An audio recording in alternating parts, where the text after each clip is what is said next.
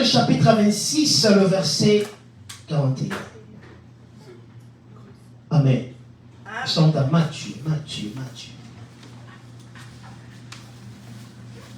Veillez et priez afin que vous ne tombiez pas dans la tentation.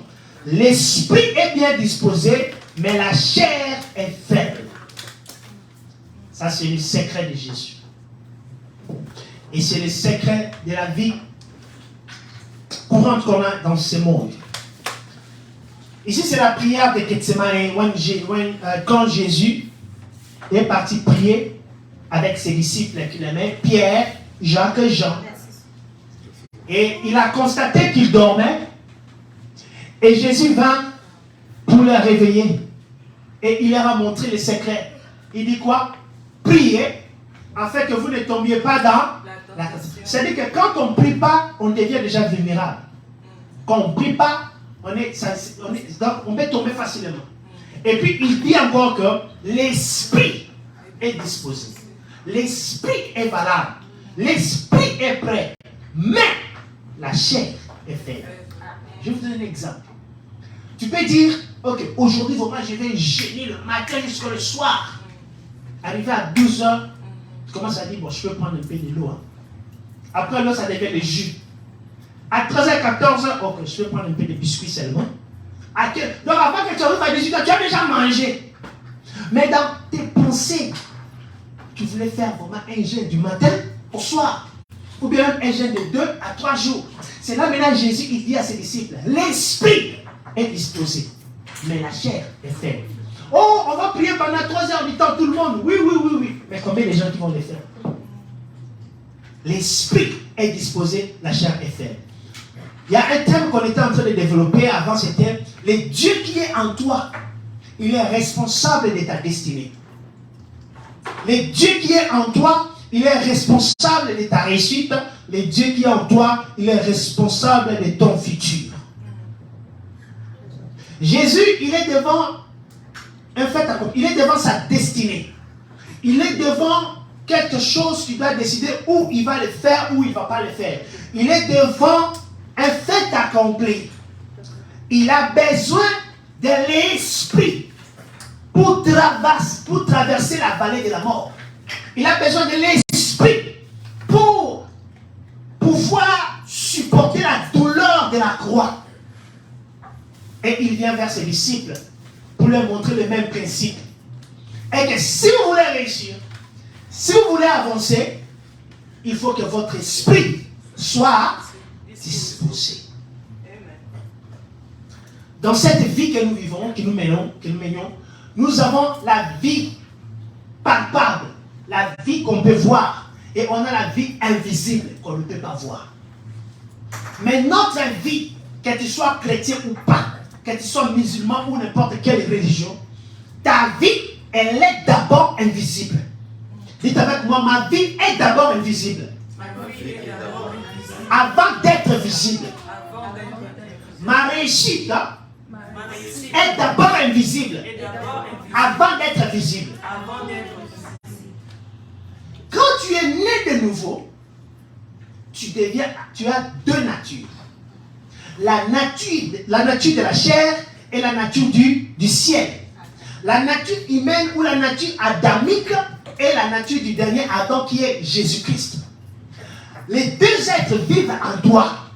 Et les deux êtres ont besoin d'être traités de la même façon. Sinon, l'autre sera plus fort, l'autre sera faible. Ou c'est la chair qui est plus forte, ou c'est l'esprit qui est plus fort. Mais dans beaucoup de cas, quand la chair est plus forte, on échoue. Parce qu'on pense que c'est en faisant ou en travaillant beaucoup ou dur qu'on va réussir. Non, c'est l'esprit qui est derrière ce que tu fais. C'est l'esprit qui est derrière ce que tu fais. Si nous regardons Jésus, comment il a travaillé avec ses disciples, la Bible dit, il les a envoyés prêcher la bonne nouvelle. Ils ont eu le miracle. Ils sont revenus contents parce que la réussite était parfaite, totale, 100%. Oh Jésus, les démons nous ont obéi à ton nom, tout ça. Jésus leur a dit, ne vous réjouissez pas parce que les démons vous ont obéi, mais réjouissez-vous parce que vos noms sont inscrits dans le livre des vies. Après, Jésus leur a dit, non, attendez. N'allez pas prêcher. Ne commencez pas votre réunion. Attendez jusqu'à ce que vous soyez revêtus de la puissance d'en haut. La vie invisible a besoin de la nourriture. La vie invisible a besoin du traitement, a besoin que tu le nettoies aussi, comme tu nettoies ton corps. La vie invisible a besoin aussi que tu prennes soin de lui ou soin d'elle exactement comme tu fais de ton corps. Mais souvent, ce n'est pas le cas. Amen. Si je vais vous passer au test ici, vous allez voir comment vous allez échouer. On va commencer sur 10, ok? Du lundi jusqu'aujourd'hui, le dimanche, combien d'entre nous ont lu la Bible? Tu as quand même 5 minutes de lire ta Bible. Qui a fait ça? De 1 à 10. Tu as lu la Bible quel jour? Hier, samedi. Ok. Le matin, ça m'a mal de venir. Ah non, pas aujourd'hui. On enlève aujourd'hui. Du lundi au samedi, qui a lu sa Bible? Moi, j'ai récité des versets. Tu as récité des versets. Mais tu n'as pas lu ta Bible? Non. Ok, on passe. Lundi jusqu'au samedi, qui a jeûné? On passe.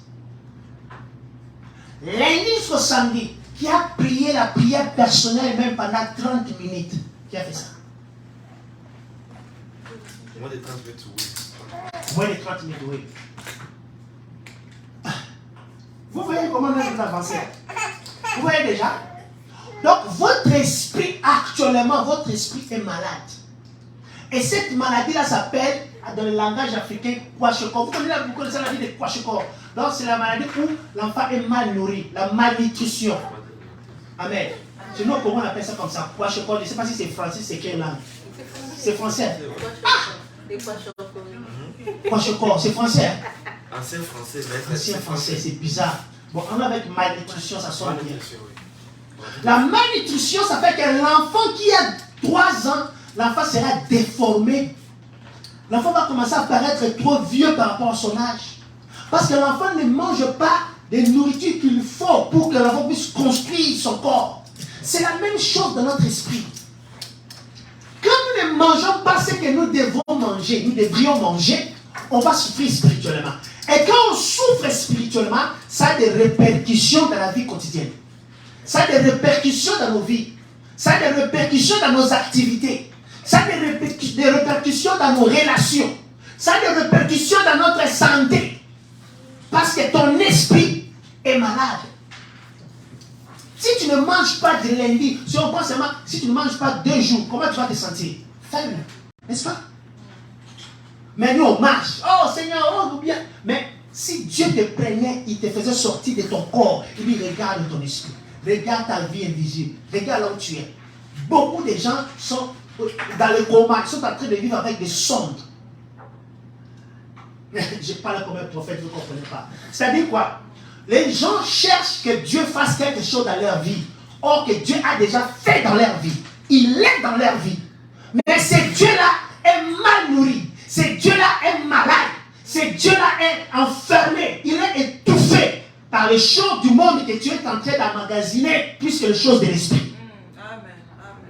Et ton Dieu devient étouffé. Et si ton Dieu est étouffé, comment tu vas vivre? Comment? Parce que c'est lui qui est le secret de ta réussite. Ce n'est pas tes diplômes. Non. Ce n'est pas nos relations qu'on a avec les gens. Non.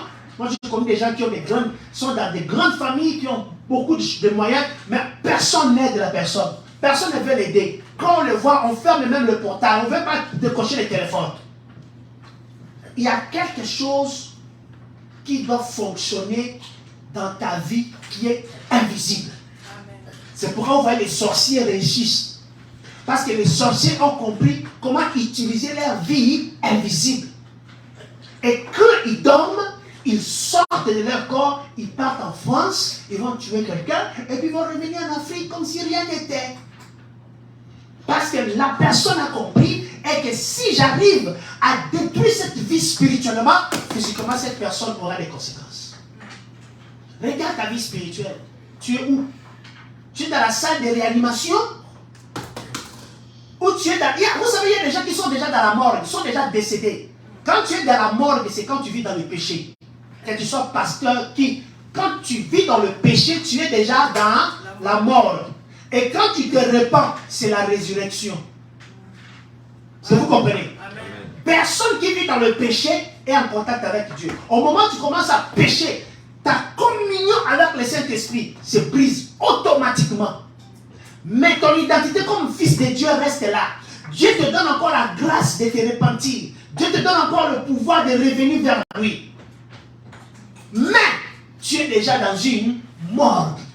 C'est pourquoi vous allez commencer à voir les gens commencent à faire des choses que vous ne comprenez. Mais celui-ci là, il prêchait bien. Celui-ci là, il chantait bien. Mais qu'est-ce qui se passe? Pourquoi il commence à parler comme ça? Pourquoi il n'a plus de la sagesse dans son langage? Pourquoi il fait des actes? Parce que la personne est déjà décédée. Vous parlez à un cadavre.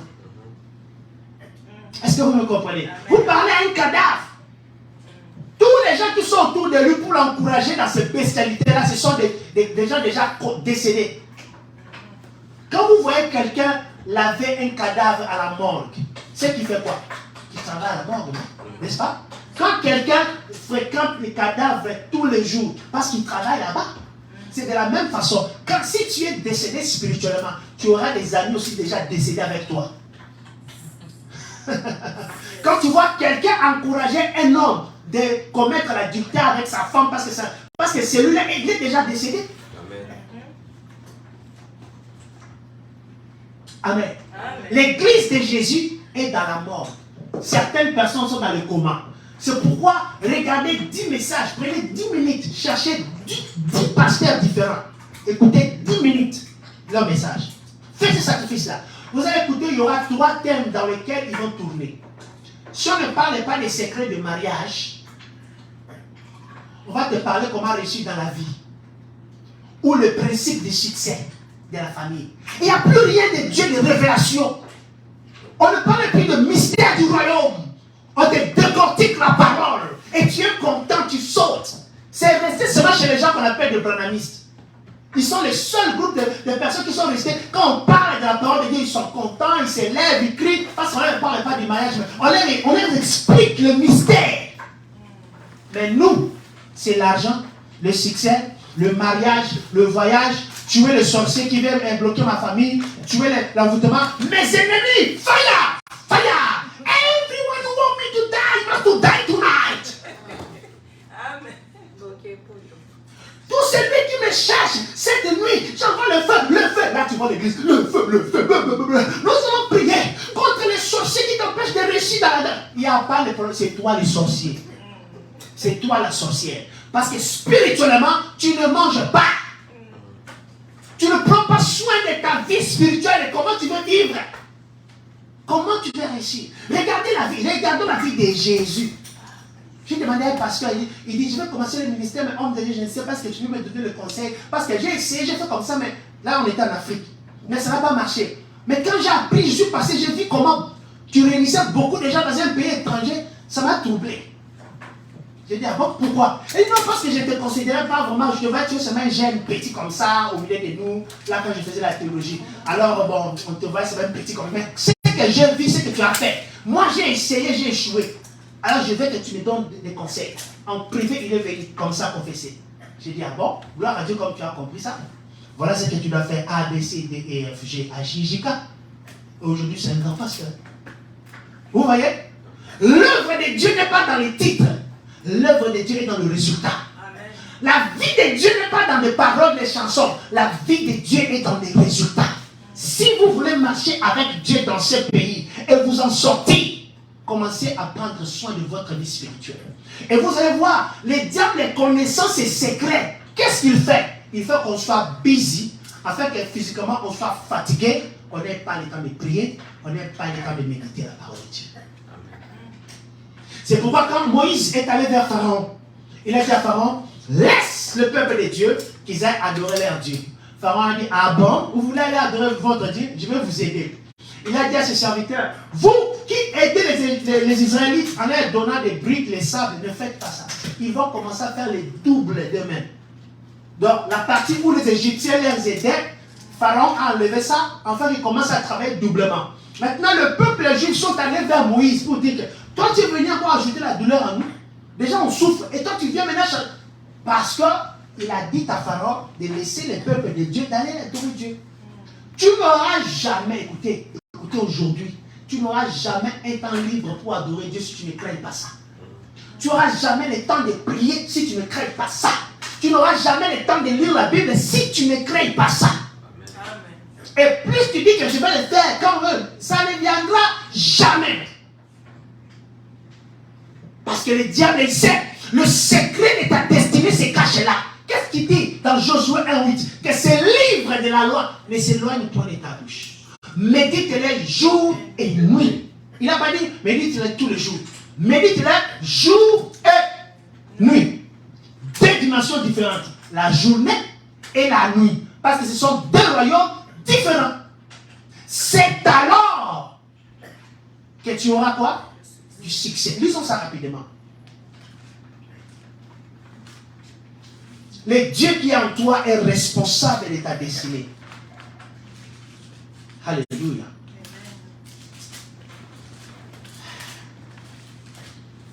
Je voulais prêcher ça en anglais, mais les enfants de l'Afrique, là, ils ont réclamé.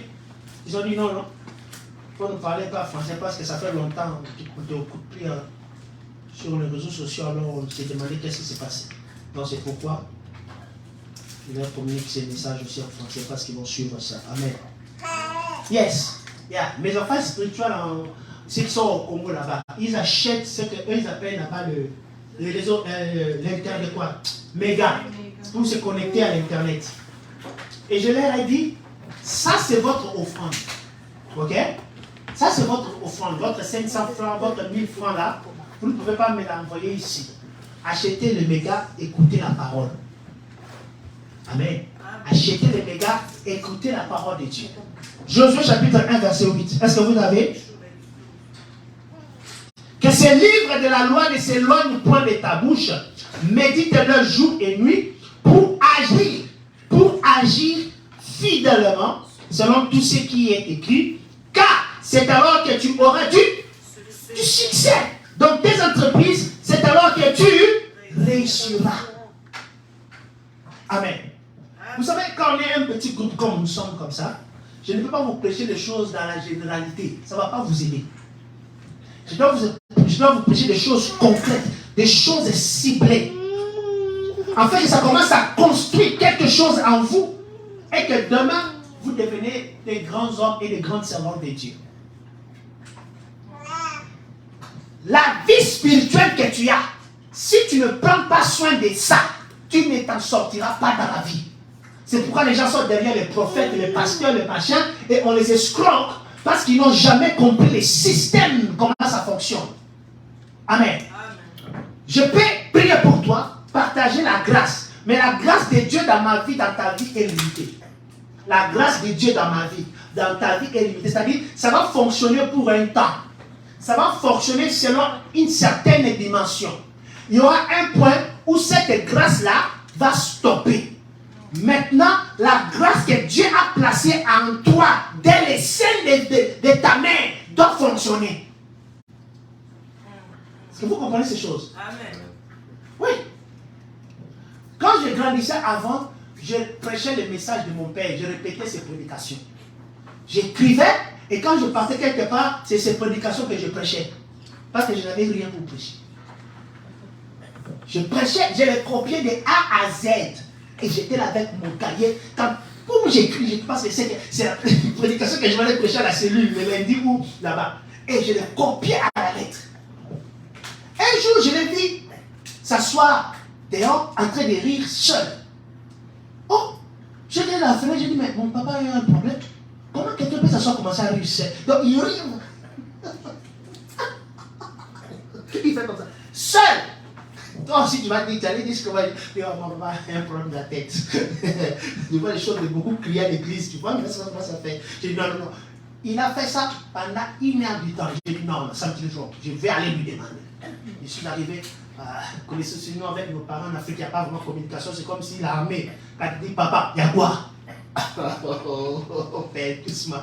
J'étais vu à la fenêtre, tu étais de rire pendant 1 heure du temps toi-même. Je me demandais, mais est-ce qu'il y a un problème ou quoi?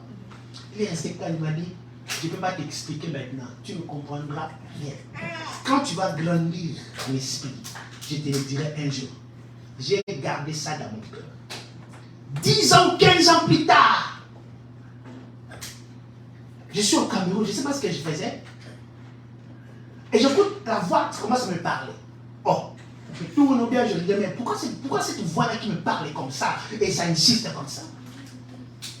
Et la voix commence maintenant à me dire l'alliance que lui, mon père, avec Dieu, tout ça, patati patata, c'est fini. Je lui ai appelé, je lui ai dit, oh, mais j'étais en train de prier, puis voici ce que Dieu me dit. Il a dit, ok, maintenant tu as grandi. Le jour où tu me voyais rire là seul et tu pensais que j'étais fou là, j'étais en train de communier avec le Saint-Esprit et il me donnait des révélations. Et comme ces révélations, ça me faisait du bien, c'est pourquoi j'étais en train de rire. Oh, ok, j'ai compris. Elle dit que voilà, maintenant comme on commence à te parler, maintenant on va commencer à te donner tes propres messages à toi. Maman Charma te présente. À chaque fois quand je prêche, mon père pleure. Parce qu'il prend maintenant les cahiers et les bics pour écrire mes prédications. Mon père, qui m'a enseigné la parole, j'ai copié ces messages de A à Z. Vous voyez? Pourquoi? Parce que j'ai grandi. J'ai nourri mon esprit, j'ai payé les prix, et le Seigneur a déclenché quelque chose qui fait que je commence maintenant à évoluer. Non avec ce qu'il m'a enseigné, mais c'est que maintenant le Saint-Esprit me communique, m'enseigne, et ça devient aussi bénéfique pour lui. Parce que ce n'est plus la répétition copie, mais c'est son. Et c'est comme ça dans notre vie. Le travail que tu fais, le business que nous sommes en train de faire, le mariage que tu as, tout est d'abord spirituel. Amen. Quand dans l'esprit ça clash. Non. Moi l'enfant, je veux que maman, je sois concentré. L'enfant me dit, moi l'enfant, je veux que je sois concentré. Je veux que tout le monde, regardez-moi, parce que c'est très important ce que je suis en train de vous dire. Quand l'esprit que tu as de Dieu en toi ne vit pas, ne mange pas, ne boit pas, ne grandit pas, you're gonna do nothing. Tu vas remplir, tu peux aller faire la théologie. Oh, je suis venu aux États-Unis, le pasteur Jacques, je pars à l'école de la faculté, je prends les diplômes, je deviens docteur en théologie, mais en esprit, je suis déjà dans la morgue. C'est pourquoi vous remarquerez, pas ici aux États-Unis, mais souvent en Afrique, quand le musicien, surtout le musicien chrétien, ils sont un bel exemple pour vous démontrer ça. Quand il sort un album où il s'est donné dans la prière, il s'est consacré, vous sentez la présence de Dieu sans qu'on vous le dise, qu'il chante dans la langue que tu connais ou qu'il chante dans la langue que tu ne connais pas. Mais la chanson te pousse à prier, la chanson te touche, la chanson fait quelque chose. Ce n'est pas sa voix, mais c'est ce qui est derrière sa voix. Mais après que Dieu puisse bénir la personne a l'argent, il devient bien beau, belle, la voiture Mercedes, voyage, France, et va. Mais là c'est Jésus, tu es là. But nothing. Ils ont eu des paroliers. Ils ont des paroliers. Il n'y a rien. Mais trop de techniques, trop de la performance, trop de qualité de son, de vidéos, mais il n'y a rien. Dis, je refuse de vivre comme ça. Je refuse de vivre comme ça. Dites avec moi, à partir d'aujourd'hui, je refuse de vivre comme ça. À partir d'aujourd'hui, je refuse de vivre comme ça. Si vous commencez ça seulement dès ce soir, 30 minutes, 15 minutes, j'écoute la parole, 15 minutes, je prie. Fais ça même pendant une semaine. Après, tu peux ajouter 15 minutes, ça devient 45 minutes. 30 minutes, j'écoute la parole, ou 15 minutes, j'écoute la parole, je lis la parole de Dieu, et 30 minutes, je prie.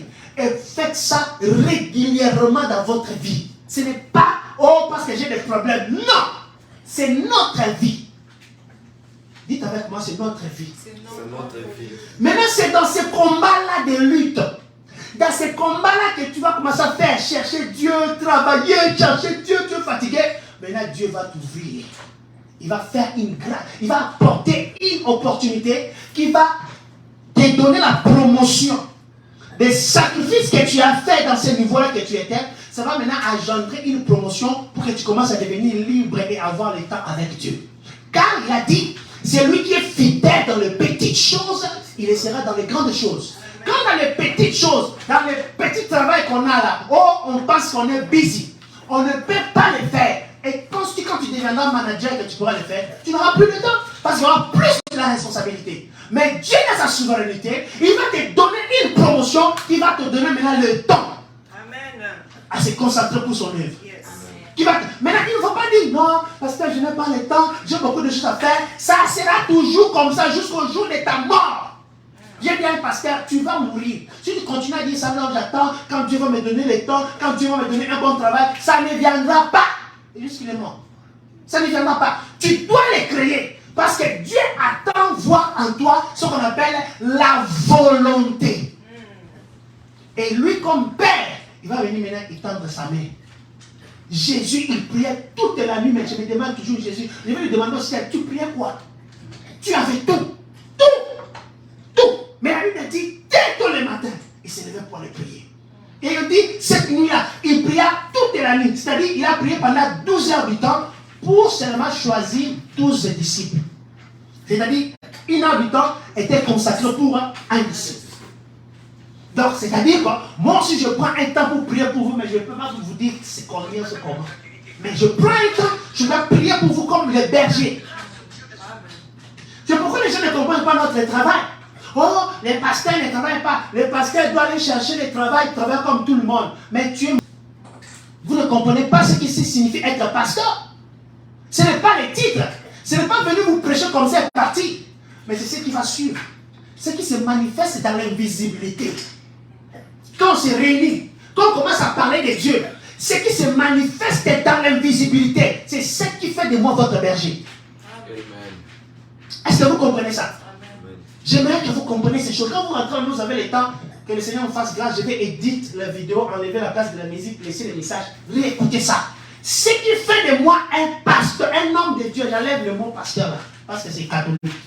Ce qui fait de moi un homme de Dieu, c'est l'invisibilité là, que vous ne voyez pas. Cet homme-là invisible, qui est capable d'entrer dans tes combats et combattre avec toi et te donner la victoire. Si cet homme-là, moi, est malade, si cet homme-là souffre, parce que moi, je ne peux pas prier, je ne peux pas prendre le temps, mais vous et moi, on est ensemble. On est dans la même dimension. C'est Maman Chamade qui sait. Quand je vous dis qu'on va jeûner 3 jours, moi, je gêne 4 jours. Je commence 1 jour avant vous. Si je dis on va jeûner 21 jours, sache que le pasteur va faire 22 jours. Je vais faire 1 jour sur plus. C'est ça qui fait de moi le berger. Parce que si le frère Trésor commence à jeûner 40 jours, moi je gêne 2 jours. Le pasteur de votre église, c'est le frère Trésor. C'est pourquoi vous allez remarquer dans certaines églises, il y a un frère qui est plus aimé, utilisé par Dieu que le pasteur même de l'église. Et les gens aiment aller chez ce frère-là pour qu'il prie pour eux. Parce que le frère est en train de payer le prix que le pasteur ne paye pas. Maintenant, le diable, pour nous détruire, qu'est-ce qu'il va faire? Il va me rendre busy. Trop occupé, trop de problèmes, mais donner trop d'occupations, afin que ces temps-là qui étaient censés être consacrés pour Dieu, soient consacrés maintenant pour les choses inutiles.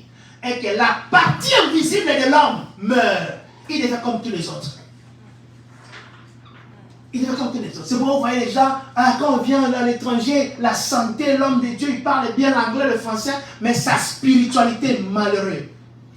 C'est malheureux. Amen. Et les gens même qui l'ont connu avant, ils disent, mais cet homme n'était pas comme ça. Ça, c'est seulement le poton. Tu vois? Amen. Votre spiritualité est malade. Notre spiritualité est malade. C'est pourquoi on a commencé ce système de prier pendant 1 heure ou 2 heures du temps. Dans l'intercession, la musique chante, personne ne te donne le sujet de prière, mais tu pries en accord avec l'esprit. Tu entres dans la présence de Dieu. Parce que c'est ça la clé. Maintenant, comme tu manges le repas naturel, tu dois aussi manger le repas spirituel. Maintenant, quel est le repas spirituel? Le premier repas spirituel, c'est quoi? C'est la parole de Dieu. Matthieu chapitre 4, rapidement. Il y a quelques minutes, c'est là qu'on va finir. Matthieu chapitre 4.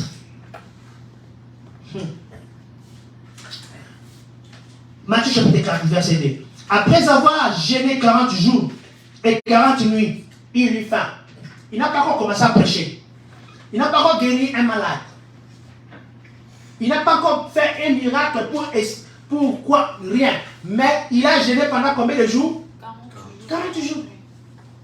Jésus est le vrai modèle de la préparation dans ce que tu veux faire. Tu veux commencer le business. Commence d'abord à gérer pour ce business-là. Prenez le temps de la prière. Tu es dans le business. Tu es dans le business. Commence à gêner pour le business-là. Parce que c'est ça ton ministère.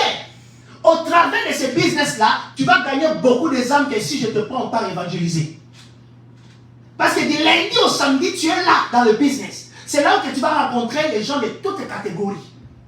Maintenant, le Dieu qui est en toi, hey! Quelqu'un peut entrer dans le store ou quelqu'un peut venir pour se faire tresser, mais commence à te demander, tu pries où? Parce que je sens une paix. Quand je suis entré dans ton salon, j'ai senti une paix. Il commence à parler parce que les gens ont la sensation spirituelle naturelle que Dieu a mis dans tout être humain. Avant même qu'on a dans la dimension spirituelle. Que le monde appelle le sixième sens ou whatever. Tout le monde a ça. Maintenant, Jésus dit, la Bible dit, le tentateur s'étant approché, lui dit, si tu es fils de Dieu, ordonne que ces pierres deviennent de pain. Jésus répondit, il est écrit, l'homme ne vivra pas de pain seulement, mais de toute parole qui sort de la bouche de Dieu. L'homme ne vivra pas de pain seulement. Mais nous maintenant, on vit de pain seulement. Et le pain de la chair. Et pas le pain de l'esprit. On vit avec le pain des États-Unis. Les autres vivent avec le pain de l'Europe. Les autres, le pain de l'Asie. Les autres, c'est le pain de l'Afrique. Mais est-ce qu'on peut s'engager à commencer à manger le pain du ciel? Et voir. Je te donne 3 mois. Combien de mois? 3 mois de test. Tu commences à faire ça. Dans 2 semaines, tu vas sentir quelque chose va commencer à changer en toi. Ce sera la souplicité. Tu sais que beaucoup de gens sont lourds dans leur vie. Même quand ils se réveillent le matin, ils se sentent lourds. Tu sens qu'il y a une charge. C'est l'esprit. Il faut que tu deviennes léger ou légère. Et ça, c'est l'esprit de Dieu qui doit faire ça. Ce n'est pas le gym, le Spirit of God. Quand c'est actif en toi, ça va devenir magnétique, ça va devenir un aimant.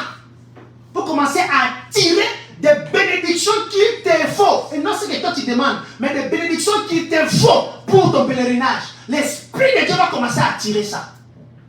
Vous voyez, quand on a jeûné pendant 21 jours, c'était quel mois? Août? C'était juillet, non? On a jeûné, on a fini le jeûne, on a entamé les procédures de chercher la place. Vous voyez la place que Dieu nous a donnée. Si nous rentrons l'année dernière, est-ce qu'on avait gêné quand on était parti chercher la place là? Quand on avait pris l'hôtel? On n'avait pas gêné. Ni moi ni vous, on n'avait pas gêné. J'ai pris ça à la force, commencé à circuler, chercher la place pour que j'ai trouvé. On n'avait pas gêné. Mais aujourd'hui, quand on a gêné, cette année, quand on a gêné, qu'est-ce qui s'est passé? On a trouvé la place et à un prix raisonnable. Avec beaucoup d'autres opportunités que je peux en parler ici sur les médias. À partir d'aujourd'hui, vous devez vous effacer. Comment je peux dire ça? Vous devez vous révolter contre vous-même. Amen. Vous dites que je suis un chrétien, mais un chrétien paresseux, un chrétien malade, un chrétien inactif. Je dois devenir actif. Je crois les jeudis ou les vendredis, j'ai vu déjà comment le séminaire va se passer le 28. J'ai vu la vision là, c'était le matin. Je dormais, j'étais venu du boulot. Quand je me suis seulement couché, boum, pouf! Je me suis mis, j'étais dans une église, je cache le reste. Et c'était terrible. Quand je me réveille, le Seigneur me dit, that's what's going to happen in October 28. Amen. Amen. Ne pensez pas que quand on ne prie pas ensemble, moi je ne prie pas. Non. Ne pensez pas que quand on ne prie pas ensemble, tout le monde ne prie pas. Ne pensez pas ça. Parce que certains d'entre vous, c'est quand on prie en ligne. Ah, Jésus, vous priez. Quand on n'a pas prié en ligne, oh, il n'y a pas prière. Parce qu'elle ne nous a pas appelés. Il n'y a pas prière. Il n'y a pas prière. Non. Il n'y a pas prière en ligne, mais il y a prière chez toi. Il y a prière dans ta maison. Il y a prière dans ta maison. Il y a prière dans ta maison. Amen.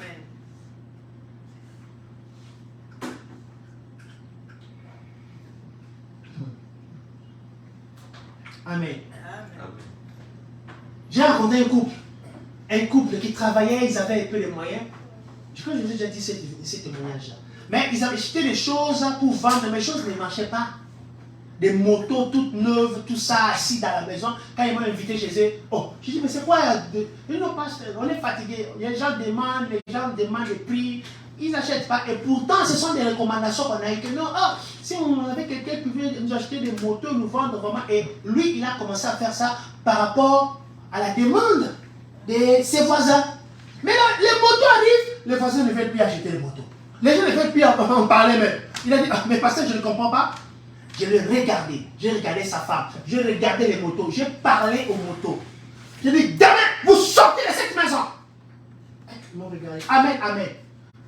Bon, parce que tu veux partir, est-ce qu'on veut prier? J'ai dit, non, vous n'avez pas compris. Moi, j'ai déjà prié, il n'y a pas d'autre prière. Il n'y a pas de prière, non, j'ai déjà prié.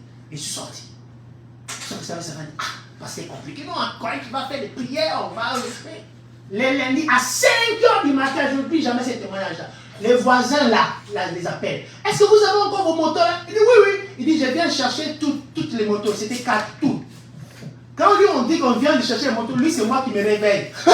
On achète les motos. Maintenant, la suite, la dîme, ça va aller chez qui?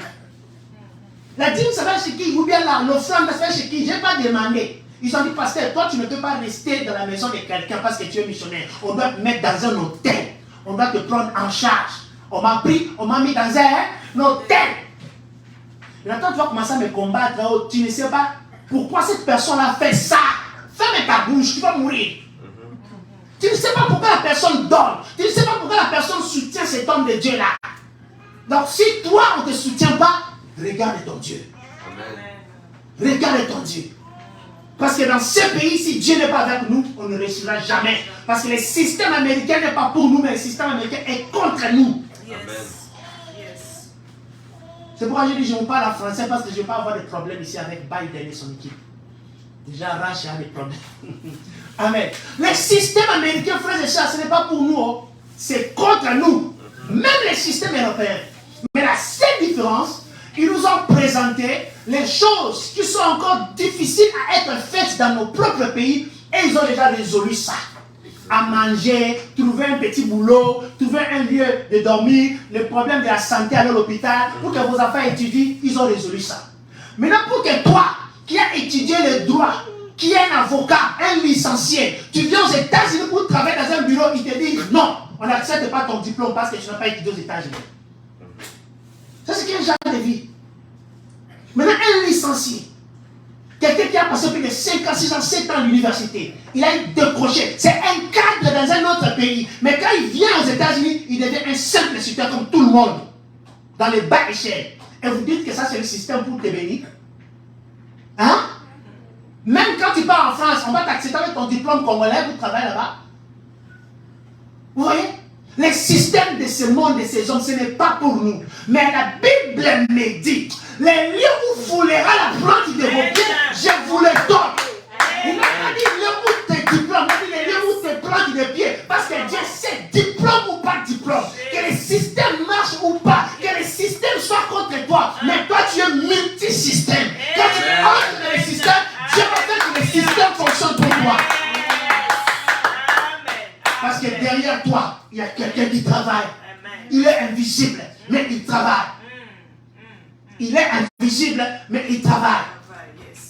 Avec un anglais compliqué, mais je suis en train de conduire, de diriger les Américains. Oui, un anglais, vous parlez l'anglais comme vous voulez, faites vos vocabulaires professionnels, mais quand on travaille, tu m'appelles chef. Ce n'est pas l'anglais qui m'a donné la promotion, c'est l'invisibilité.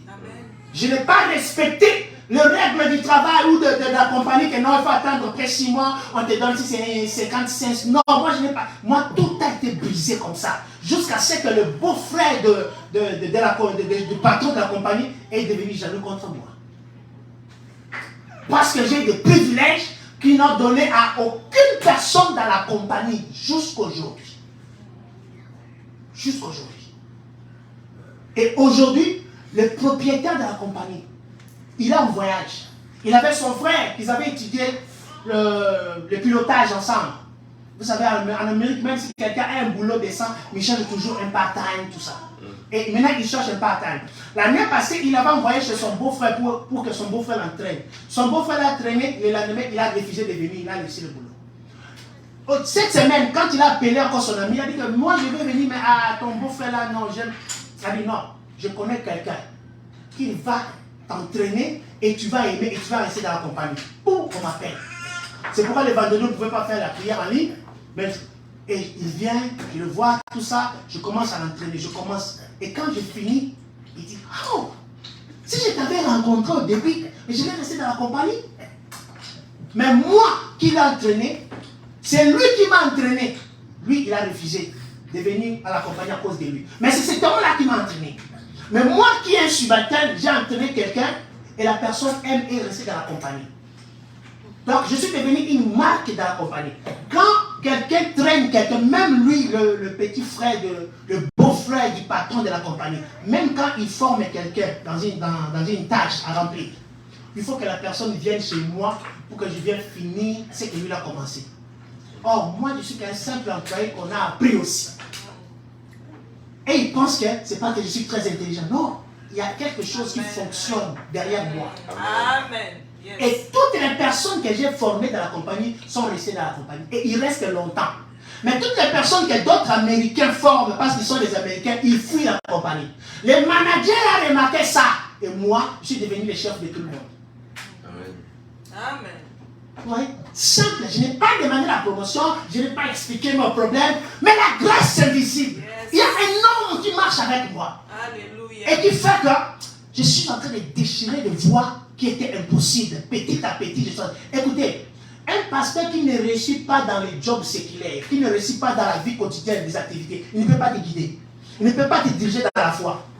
Parce qu'il y a un problème spirituel. Je vous dis vrai. Un homme de Dieu, s'il travaille dans la compagnie, il doit réussir dans cette compagnie-là. Il doit être un modèle. Il doit être un exemplaire. S'il ne réussit pas, il a trop de problèmes, trop de conflits avec les employés. Ça montre la qualité de sa spiritualité. Parce que beaucoup de gens utilisent les dons que Dieu a mis en eux. Mais ils n'ont pas le caractère du Christ en eux. Les dons attirent, mais le caractère qui fait asseoir. Les dons attirent, peut attirer une très belle femme, peut attirer un bel homme chez toi. Mais c'est son caractère qui va te pousser à rester avec l'homme ou à rester avec la femme. Amen. Et c'est ce que nous aujourd'hui on n'a pas. On n'a pas le caractère du Christ en nous. C'est pourquoi on échoue. On n'a pas le caractère du Christ en nous. C'est pourquoi on tombe malade et des maladies honteuses. Oh, cancer. Ça m'a pété ou wapi? Hein? Moi, cancer. Je vais dire, ok, merci. D'abord, congé au travail et je vais aller à la rencontre avec Dieu pour lui demander, Père, il y a quoi? Qu'est-ce qui se passe? Qui est tombé malade? Est-ce que tu as bien regardé dans le registre du ciel? Parce que les gens, quand ils tombent malades, ils n'ont pas une relation réelle avec Christ. Ils commencent à chercher des échappatoires. Oh, on fera la guerre, nous on est les enfants de Dieu. Vous voyez, on sera combattus, mais notre vie spirituelle est toujours bénie. Pas mon frère. Non. Si Jésus n'était pas malade, je ne peux pas tomber malade. C'est tout. Tu ne tombes pas malade parce que tu es super spirituel. Non, tu es comme Jésus. Si Jésus, il faut te dire, si Jésus n'est pas tombé malade pendant qu'il était sur la terre, et pourquoi moi tomber malade? Amen. C'est avec quelle loi que je fonctionne? Je ne peux pas tomber malade. Non parce que je suis super spirituel. Non parce que je gêne pendant 300 jours. Je ne peux pas tomber malade parce que Jésus n'était pas tombé malade. Je ne peux pas échouer parce que Jésus n'a pas échoué. Alléluia. Yes. Amen. Commencez à vous comparer avec Jésus. Ce n'est pas de l'orgueil, mais c'est notre modèle. Yes. L'apôtre Paul dit, soyez mes imitateurs comme je suis l'imitateur du Christ. Amen. Amen. Amen. Il y a des choses qui sont simples, il faut te fâcher spirituellement. Et là maintenant, ça va t'engager à commencer à gêner. Ça va t'engager. Quand tu commences à gêner, ta chair qui avait rempli ou étouffé ton esprit, ça commence à te lâcher. Viens, calme, calme. Viens, je vais monter. Viens, Jean-Marc, calme. Calme. Frère Trésor, viens, papa, viens. Toi, tu es un peu costaud, viens. Ça, c'est Jean-Marc. Oh. Papa Trésor, mets-toi devant lui. Comme ça. Yes. Ok. Ouvre tes mains. Ouais. Donc, je vais vous montrer cet exemple. Ça, c'est une seule personne. Oubliez la personne qui est derrière. Amen. Amen. Ça, c'est sa chair. Ça, c'est son esprit. L'élévation, la promotion, les nombres de millions de dollars qu'il doit toucher dans sa vie avant de quitter la terre. Ce n'est pas ici, c'est ici dans son esprit. Amen. Jusqu'à ce que lui, c'est seulement lui, il puisse tuer lui. Frère, tu commences à descendre. Commence à descendre.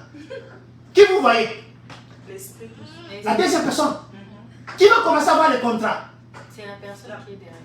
À chaque moment que lui il s'élève et lui il est étouffé, qui va commencer à tomber malade? C'est lui. Qui aura trop de problèmes? Lui. Pourquoi? Parce que l'esprit est étouffé. Mais là, quand tu commences à gêner, la chair commence à descendre. Est-ce que l'esprit a changé? Non. Répondez. Est-ce que l'esprit a changé? Non. L'esprit est toujours là. Mais qu'est-ce qui a changé? C'est sa chair.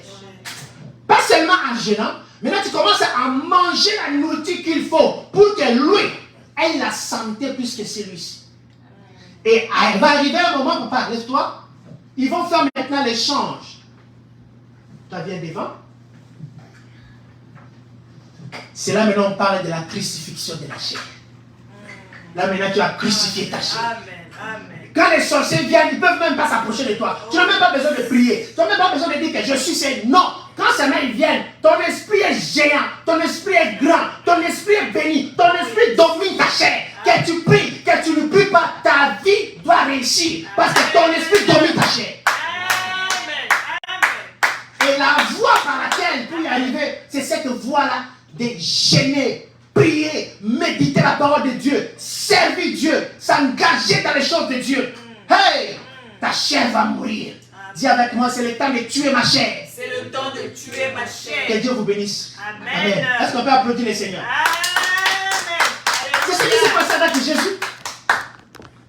Amen. Amen. C'est ce qui s'est passé avec Jésus. Oh, pasteur, prie pour moi. Oh, prophète, prie pour moi. Oh, apôtre, prie pour moi. Oh, docteur, prie pour moi. Oh, papa. Oh, il y a un prophète qui ressuscite le mort, qui est venu dans la vie. Bouh, on part. Oh, il y a un pasteur qui est venu, qui ressuscite tous les morts qui sont dans la mort. Bouh. Mais toi, comment tu pries? Amen. Amen. Il y a des gens qui vont payer les billets, réserver l'hôtel. Et quand tu fais la sommation des dépenses, la personne a dépensé 5 000 $. Mais papa, si tu prenais ces 5 000 $ là, tu mets dans les comptes, tu dis pendant 3 mois, je ne vais pas aller travailler, je vais prendre le congé. Comme ça, les 5 000 $ ici, ça peut m'aider à payer mes loyers. Je vais prendre 3 mois de chaîne. Frère, c'est fini. C'est fini. Amen. Au lieu de dépenser de l'argent, aller au Nigeria, aller partout, et les guerres, et puis des fois là, ça peut aussi marcher. Quand ma fille m'a dit, un jour les a invités, il y avait un grand serviteur de Dieu de Nigeria avec son venu, tout ça, on l'a invité, viens, elle est allée là-bas, elle dit, oh, mais c'est ce grand homme de Dieu que je vois à la télévision ici, là, il faisait que parler, rien. Parce que ce que les gens voient, ce n'est pas la réalité. Amen. Ce n'est pas la réalité. Jusqu'à ce que tu confrontes l'esprit, jusqu'à ce que tu confrontes la personne, jusqu'à ce que tu confrontes la chose, tu ne connaîtras pas sa vraie valeur. C'est pourquoi l'or, pour bien briller, ça doit seulement passer par le feu. Pas par l'eau, par le feu. Donc, toi aussi, à partir de ce soir, fâchez-vous de votre spiritualité. Amen. Refuse de dormir lundi jusqu'au samedi et tu n'as pas une vision authentique, une vision qui va un peu te bouleverser. Une vision, tu vas m'appeler, non, pasteur, j'ai eu un songe là, mais je ne comprends pas, mais j'aimerais qu'on partage. Yes, you must be like that. Ça prouve que ta spiritualité est en train de vivre. Parce que quand tu dors, ton esprit ne dort jamais. Ton esprit se réveille. Mais ton esprit va aller se connecter seulement avec l'esprit qui l'a dominé pendant que tu étais encore en forme, en train de marcher et parler. Si tu as trop parlé au problème de football, tout ça là, quand tu vas dormir, tu es en train de jouer au football avec les étaux, les machins, où tu es gardien. Parce que c'est l'esprit que tu as nourri pendant que tu es mort, tu ne dormais pas. Et alors, quand tu parles de la parole de Dieu, maintenant, je vais descendre ici. Quand maintenant tu gênes, ne lis pas la Bible de Genèse à l'Apocalypse. Non. Non. Ce n'est pas ça. Parce que tu vas arriver là-bas, oh la généalogie de Jésus. Abraham agenda Isaac, Isaac agenda Jacob. Ce n'est pas de ça dont tu as besoin. Toi, tu as besoin d'argent. Toi, tu as besoin de business plus prospérer. Tu as besoin de décrocher ta licence. Va avec le verset qui parle de ces problèmes-là. Commence maintenant à lire l'histoire. Commence à voir comment Dieu a résolu leurs problèmes. Commence maintenant à t'identifier avec la personne. Et commence maintenant à appeler les dieux de la personne d'intervenir. Amen. Parce que s'il a fait avec lui, c'est ce qu'il peut faire avec moi. Alors je vais m'engager dans la prière afin que c'est Dieu-là qui a pourvu à la veuve de Sarepta. La veuve de Sarepta. Cette veuve avec un fils. Elle a dit, je vais aller prendre les fagots, faire les gâteaux, manger avec mon fils et on va mourir. Mais comme elle craignait Dieu. Comme elle craignait Dieu. Dieu a fait quoi? L'a envoyé son serviteur. Élie est arrivé. Il dit, prépare-moi un gâteau. Je mange d'abord. Oh, pourquoi? Parce que Élie portait l'esprit qui allait donner la solution au problème de la femme. Amen. Il y a des gens que vous expliquez vos problèmes, ils n'ont rien à voir avec ça. Ils vont même se moquer de vous. Parce qu'ils ne pourront pas vous donner la solution. Parle de tes problèmes avec moi. Parce qu'après avoir causé, moi je veux prier pour toi, mais sans te le dire. Amen. Partage tes problèmes avec tes parents. Parce qu'ils vont te soutenir si ce sont des parents qui craignent Dieu. Partage tes problèmes avec des personnes qui sont matures. Pas avec des petits enfants qui parlent blablabla. À chaque conversation, c'est dehors. Non. Tout va bien. Comme la femme avait dit à son mari. Parce qu'elle avait compris que l'esprit de son mari est faible. Si elle disait à son mari qu'elle a fait décéder, hey, ça serait un scandale. Mais la femme, je parle de la femme sunamite. Elle a pris l'enfant, elle a placé l'enfant sur le lit du prophète. Et elle est sortie. Et quand son mari lui demandait, mais ce n'est pas le jour du culte, ce n'est pas le dimanche, maman, où est-ce que tu vas? Non, tout va bien. Période. Elle a refusé de confesser la négativité parce qu'elle savait que l'esprit d'Élisée va ressusciter son fils. Amen. Amen. Dieu aime qu'on le presse. Dieu aime qu'on le cherche. Dieu aime qu'on pleure dans sa présence. Dieu aime que tu ne manges pas, tu ne bois pas, tu ne brosses pas tes dents, tu ne sors pas dehors pour voir le soleil. Pendant 3 jours, tu dis, Père, qu'est-ce qui se passe dans ma maison? Tu me parles ou je meurs? Tu vas voir le 3e jour la lumière entrer dans ta chambre. Wow, mon fils, ma fille. Et il va te dire, des choses même que tu ne t'y attendais moins, des révélations pour ta destinée. Amen. Car l'église d'aujourd'hui, c'est rempli de paresseux. L'église d'aujourd'hui, c'est rempli de spectateurs. L'église d'aujourd'hui, c'est rempli des aventuriers, des gens qui veulent faire le mature vie, comme on dit, mais qui n'ont rien à voir dans la spiritualité. Amen. Amen. Est-ce qu'on peut se fâcher pour notre esprit? Amen. Amen. Tu dois avoir la conversation entre toi et ton esprit. Écoutez, je vais vous parler ici jusqu'à demain matin, c'est la même chose. Pour que ça entre. Tu dois avoir la conversation entre toi et ton esprit. Tu t'assois comme ça. Hein? Tu t'assois, tu dis, Seigneur, mon esprit dans ta présence est dans quelle dimension? Si tu peux me mettre dans la balance, combien je pèse? Hein? Si tu connaissais l'Ingala. Oh, moi j'ai pris. Oh, tu pries. C'est ce que je suis en train de dire. Vous n'avez pas de conversation personnelle avec Dieu. Mais quand tout va mal, on court vers ces dieux-là. Oh, il y a des secrets dans ta famille à toi. Que si Dieu commence à te révéler, tu vas commencer à pleurer.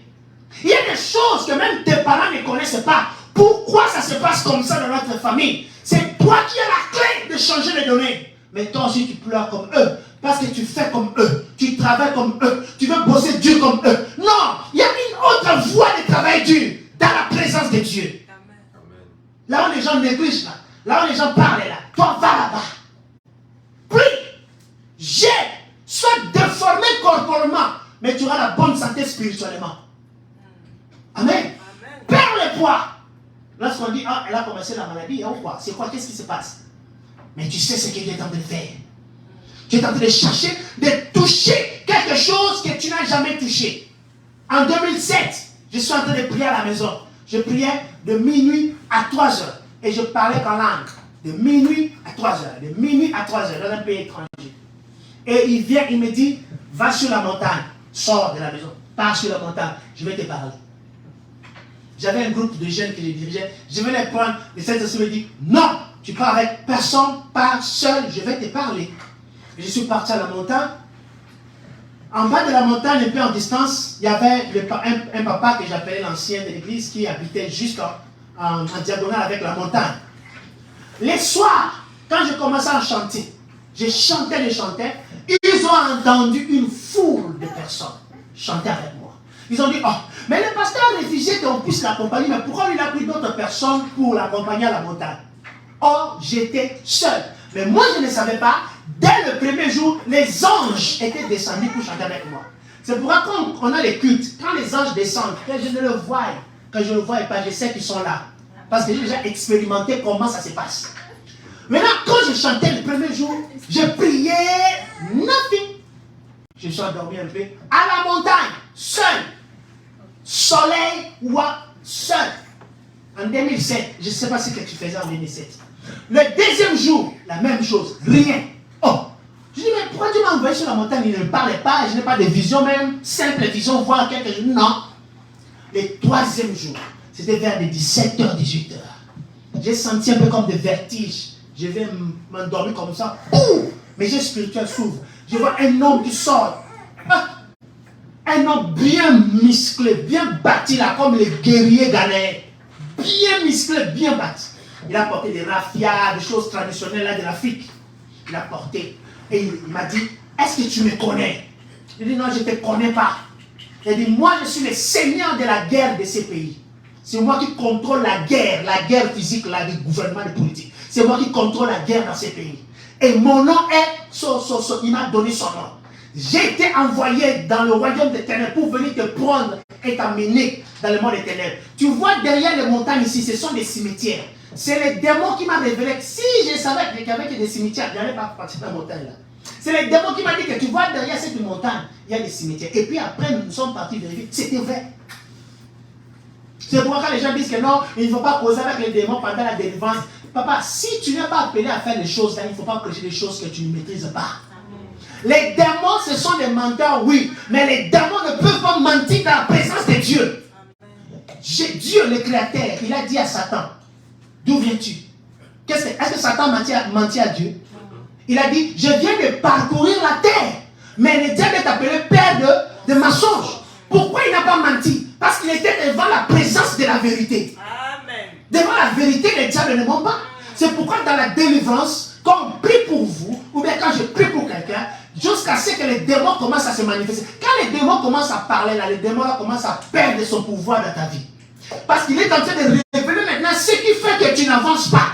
Il est en train de révéler ce qui fait que tu ne te maries pas. Il est en train de révéler pourquoi tes business n'avancent pas. Maintenant, comme il est sous l'impulsion de la puissance du Saint-Esprit, il ne peut pas mentir. À moins que ça soit de l'exorcisme. Tu as fait des formules magiques pour faire parler les démons. Il y en a. Mais sous la puissance du Saint-Esprit, les démons ne peuvent jamais mentir. Amen. Jamais. Parce qu'ils sont sous une autre puissance qui la dépasse. Et après avoir dit la vérité de ce que ces démons-là fait dans la vie de la personne, et alors la délivrance se passe. Et la délivrance ne se passe pas quand l'homme tombe. Écoutez ça. La délivrance ne se passe pas quand une personne est agitée. La délivrance ne se passe pas quand les démons parlent. La délivrance se passe quand l'homme qui est en train d'administrer la délivrance et il dit, tu es libre au nom de Jésus. Cette déclaration, si ce n'est pas une déclaration, tu n'es pas délivré. Cette déclaration, si ce n'est pas conduit sous le Saint-Esprit et que tu as free, tu n'es pas délivré. Tu vas rouler à terre, tu vas parler, tout ça, et puis après tu te relèves. Cette vie-là, ça doit être loin. C'est là où se cache le couteau de la délivrance. Amen. Est-ce qu'on peut acclamer le Seigneur? Yes. Amen. Donc c'est pour vous dire que Dieu n'est pas dans le spectacle. Dieu n'est pas dans le spectacle. Tu peux seulement camp. Tu as ma camp. Je peux seulement toucher cette affaire comme ça. Viens. Je les tape comme ça. Le Saint-Esprit me dit 3 fois. Je fais. Vas-y. Il est déjà délivré. Il est délivré sans te parler. Ah, je suis le grand-père, je sors. Comme j'ai comme c'est inspiré par le Saint-Esprit, automatiquement, boum, l'esprit le quitte. Yes. Mais vous n'allez pas remarquer ça? Vous allez attendre le spectacle. Vous allez attendre que le pasteur parle. Dites, papa, enseigne-nous les choses spirituelles. Papa, enseigne-nous les choses spirituelles. Dieu n'est pas dans les spectacles. Répétez avec moi, Dieu n'est pas dans les spectacles. Dieu n'est pas dans les spectacles. Je commence à faire comme ça. Tu vois comment je suis en train de danser? Tu vois, allez, fais comme le chien, fais comme le gars. Dieu n'est pas dans ça là. Il n'est pas dans ça là. Il est dans, tu es libre au nom de Jésus. Amen. Tu es free. Dieu est dans, qu'est-ce que tu as fait dans cette vie? Pourquoi tu as vécu cette vie? Dieu est dans, qui es-tu dans ce corps? Là, ce n'est pas le spectacle. On cherche à découvrir ce qui est au-delà de l'humain. Maintenant, les démons, je rentre dans les témoignages. Les démons m'ont dit, je vais t'emmener là-bas. Dans ce monde des vivants, tu vas disparaître. On va te chercher, on ne te retrouvera plus. Parce qu'on va t'emmener dans le monde des ténèbres. Moi, j'ai vu ces démons-là en 2007. Et pendant que je l'observais, du côté droit, l'ange est sorti. Ils ont commencé à se battre avec les démons. Et l'ange a soulevé les démons. Quand il a jeté les démons par terre, quand il a jeté par terre, les démons ont disparu comme des flammes de feu, comme ça. Pouf, les démons ont disparu. Et l'ange s'est retourné pour me regarder. Quelle gloire! On me dit, ça c'est ton ange gardien. Depuis ce jour-là, la peur m'a quitté. Je peux voyager à pied, je vois les cimetières, je vais aller dormir sur ces tombeaux-là, et puis je ne vais pas prier, et puis je vais ronfler. Parce que je n'ai plus la peur. C'est parti. C'est une délivrance surnaturelle. Hein? Il y a la peur naturelle, quelque chose de bruit, tu sautes, des choses comme ça, des réactions naturelles. Mais la peur dont je parle, là, vous connaissez. Il y a des gens, même s'il a 50 ans, il ne peut pas dormir seul dans la maison.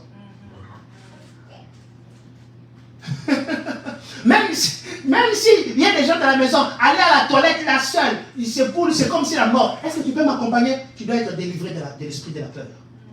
Amen. Amen. Et après, je suis descendu de la montagne. Je suis parti s'asseoir chez l'ancien pour prendre un peu de café, tout ça. Et il me demande, mais pasteur, pourquoi tu as amené beaucoup de gens à la montagne et puis tu as réussi quand tu as commencé? Il dit, moi j'ai amené personne. Il dit, non.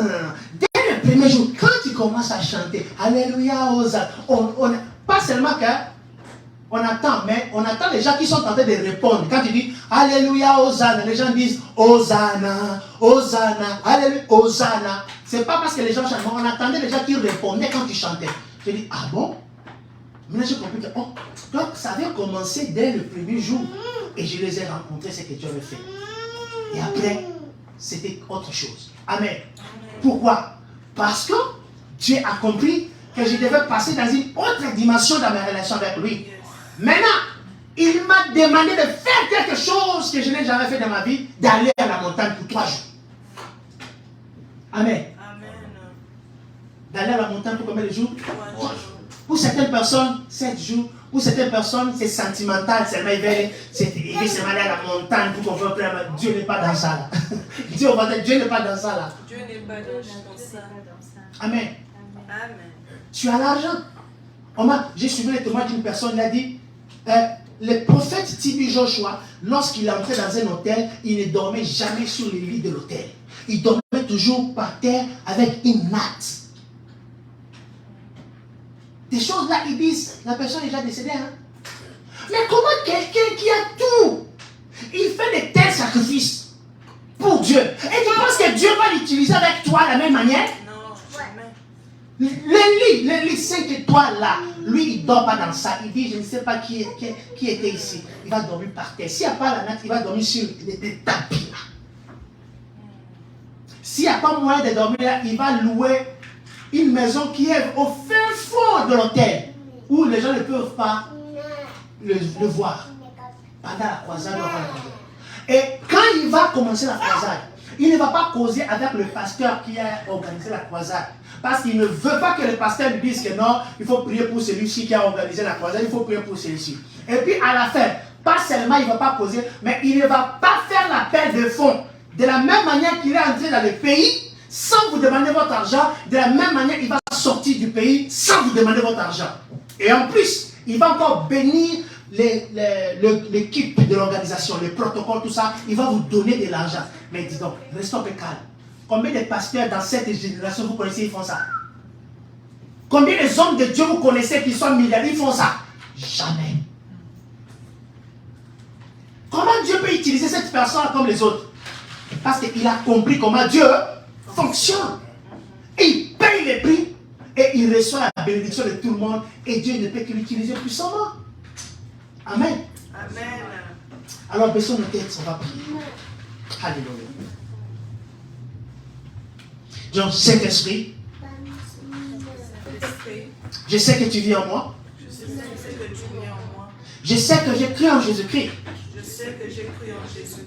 Mais il est temps que je puisse travailler mon esprit. Mais il est temps que je puisse travailler mon esprit. Il est temps que je puisse travailler mon esprit. Il est temps que je puisse travailler mon esprit. Je vais avoir des expériences surnaturelles avec toi. Je veux avoir des expériences surnaturelles avec toi. Malgré mes occupations, Malgré mes occupations. malgré mes responsabilités. Malgré mes responsabilités. Mais je vais créer un temps avec toi. Mais je veux créer un temps avec Parce que je vais te rencontrer. Parce que je veux te rencontrer. Comme Abraham t'a rencontré. Comme Abraham t'a rencontré. Comme Moïse t'a rencontré. Moïse t'a rencontré. Comme Daniel t'a rencontré. Comme Daniel t'a rencontré. Comme Paul t'a rencontré. Comme Paul t'a rencontré.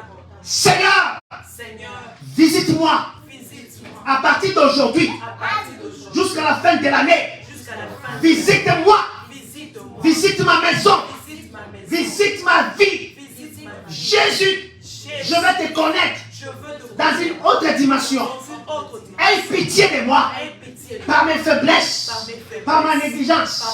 Mais maintenant, je prends une décision de travailler mon esprit Travailler mon esprit. jusqu'à ce que quelque chose se passe entre nous. Que quelque chose. Je vais avoir une histoire Je veux avoir une à raconter à mes enfants. à rencontrer à mes enfants. Je vais avoir une histoire à raconter à mes enfants. À raconter à mes Je vais avoir une histoire à laisser dans cette génération. dans cette génération. Père, visite ma vie, Visite ma vie. visite ma maison, Visite ma maison. visite mon esprit. Mon esprit. Ne me laisse pas. Ne me laisse Je pas. t'en prie.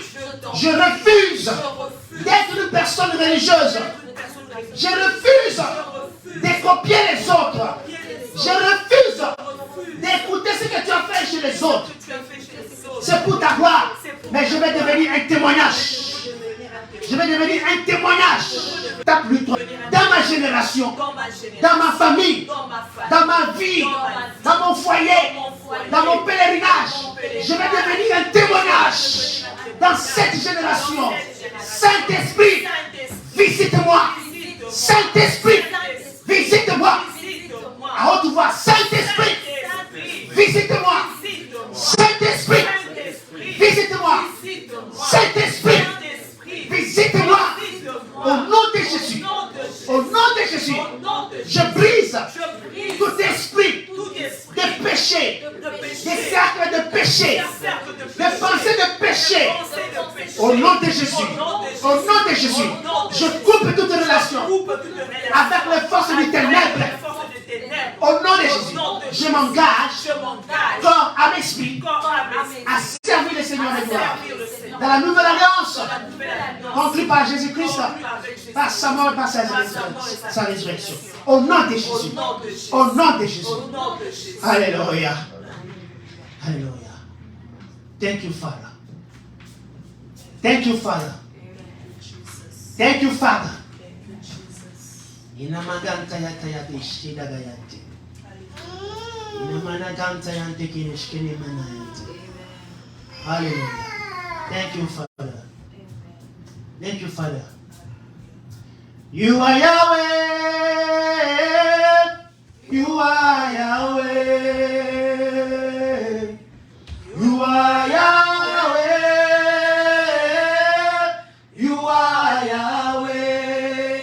Hallelujah. You are Yahweh. Alpha and Omega. You are Yahweh. You are Yahweh. Yahweh.